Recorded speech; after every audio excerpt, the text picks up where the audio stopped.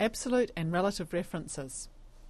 Spreadsheets are great. They can do lots and lots of calculations instantaneously. Sometimes when you're developing a spreadsheet, you need to use the same formula for many cells, or you may need to use a similar but slightly different formula for many cells. Either way, you don't want to have to enter the formulas individually. This would take a lot of time and increases the possibility for error. Fortunately, you don't have to enter each formula individually. You can simply make one copy of the formula and copy it over to the other cells. By specifying absolute or relative references, you can control whether cell references in the formula stay the same or change relative to their position in the spreadsheet. In this example, we are making a table of prices for Helen, who sells packets of Choco Nutties. Recently, the price changed and she has trouble doing the calculations in her head, so we are making her a handy table to print out and keep with her. We start by creating the structure of the table and entering the input values. The first formula involves multiplying the number of packets by the price. Remembering our spreadsheet style rules, we don't just put the price of $5.85 in the formula, but rather put it in a cell which we will then refer to. This way, if the price changes, we can change it in just one place in the spreadsheet.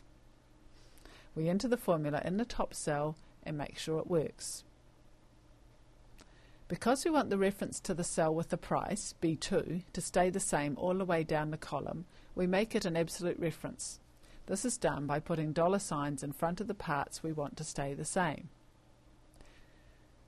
We then drag it down to copy the formula to the whole column.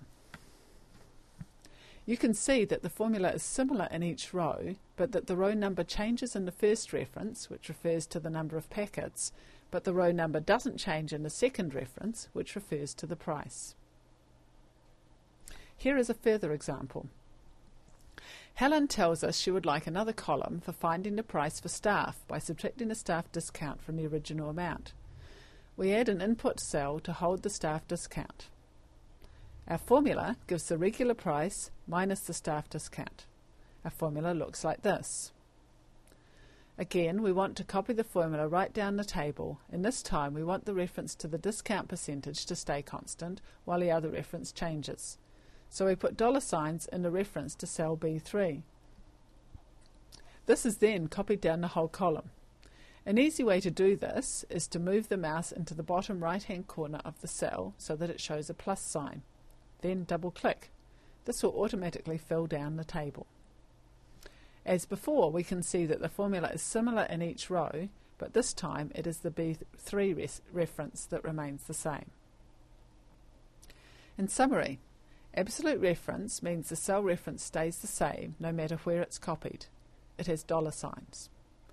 Relative reference means the cell reference will change when it's copied. It does not have dollar signs. The F4 button is useful for changing between relative and absolute references.